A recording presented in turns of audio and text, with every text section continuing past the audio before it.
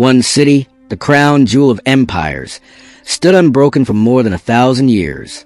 Its walls were called unbreachable, its defenses unmatched. For centuries, kings and sultans had hurled their armies at its gates, only to be shattered in defeat. But in the spring of 1453, the impossible happened. In just 53 days, it collapsed. How could the unbreakable fortress of Constantinople, the city of the world's desire, crumble before the eyes of kings, popes, and sultans? Imagine standing on those ancient walls, the ground trembling beneath your feet as cannons roar like thunder, cannons the world had never seen before. Smoke choking the sky, the sound of prayers echoing in every church, as if the stones themselves were begging for salvation. You knew the end of an empire was coming, but no one could imagine what would rise from its ashes. And when it finally fell, the world itself changed forever. For centuries, Constantinople was more than a city. It was a legend, a fortress wrapped in triple walls, towers stretching high into the sky, its defenses so formidable they were said to be forged by God himself. The Byzantines called it the Queen of Cities.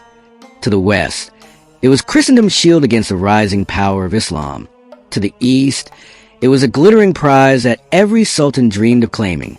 But by the mid-1400s, the empire behind those walls was only a shadow of what it had once been. The Byzantine Empire, heirs to Rome itself, was fractured, weakened, and nearly bankrupt. Its emperor, Constantine XI, ruled more in name than in power, holding together a realm that was crumbling piece by piece. Meanwhile, across the Bosporus, a storm was gathering. The Ottomans, young, ambitious, relentless. Their armies were disciplined, their faith unshakable, and their leader hungry for conquest. Europe, distracted and divided, bickered over kingdoms and popes. Trade routes shifted, wealth flowed eastward, and the old balance of power was collapsing.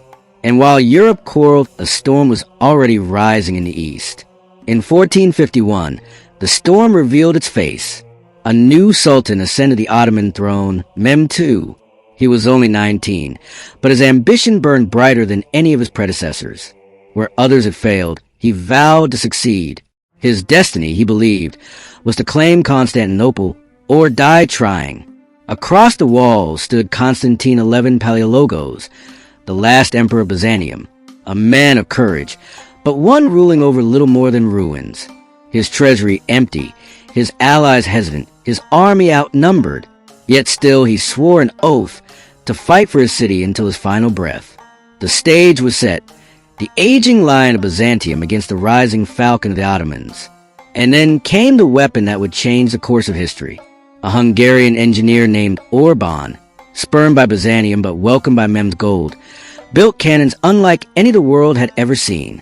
Monstrous bronze beasts that hurled stones weighing half a ton, capable of smashing even the mighty Theodosian walls. Day after day, the ground shook as these cannons roared. Dust filled the air, towers crumbled, yet still the city held on. Inside the walls, Constantine and his people clung to hope. They believed divine intervention would save them. They were wrong. The siege dragged on, and the defenders grew weary. But Mehmed was no ordinary commander. His mind was as inventive as it was ruthless. In a move that stunned the world, he ordered his fleet to do the impossible. On grease logs, Ottoman warships were dragged across land, over hills and valleys, sliding silently into the Golden Horn, right behind Constantinople's defenses. When the sun rose, the defenders looked out in horror. The great chain that had blocked the harbor for centuries had been outmaneuvered. Ottoman ships now floated inside their sanctuary.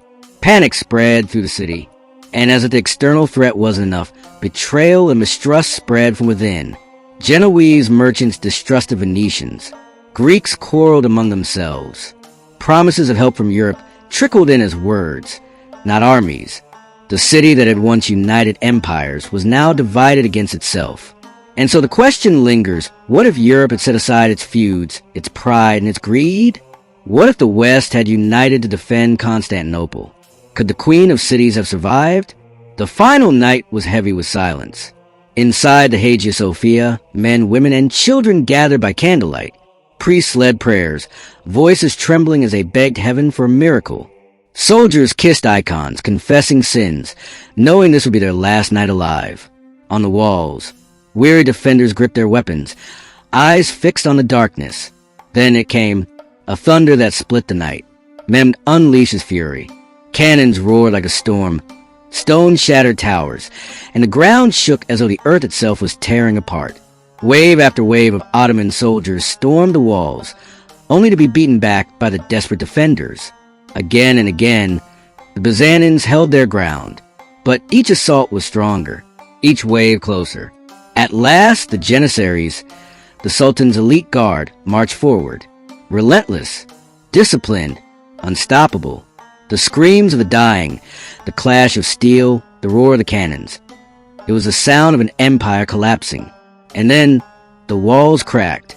Through the breach poured the Ottomans, their banners rising high.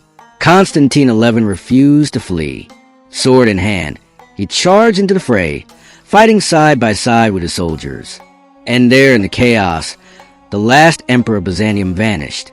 His body was never found. The unbreakable city had fallen. When the smoke cleared, the world was forever changed. Mehmed entered the broken gates of Constantinople, his victory complete. He rode to the Hagia Sophia, the jewel of Byzantium. Its doors were thrown open. Its great dome, once filled with Christian hymns, now echoed with the call to prayer. The cathedral became a mosque, a symbol of conquest and transformation. The Byzantine Empire, heir to Rome itself, was no more. 1,000 years of history ended in a single day. Across Europe, shockwaves spread like wildfire. Kings trembled, popes despaired, merchants panicked. Trade routes to the east were cut, forcing desperate nations to seek new paths. Those paths would lead explorers across oceans, toward discoveries that reshaped the world. Meanwhile, fleeing Byzantine scholars carried their knowledge westward. Ancient manuscripts, forgotten wisdom, and ideas that would ignite the Renaissance. The fall of Constantinople did not simply end an empire. It created a new world. One city stood for 1,000 years, until a teenager with a vision brought it crashing down, changing history forever. The fall of Constantinople was more than the destruction of a city. It was the breaking of an age. Old powers collapsed, new ones rose, and the destiny of the world shifted in fire and stone. But the question remains, was that night in 1453 truly the end of the Middle Ages, or the birth of the modern world? The debate still rages on.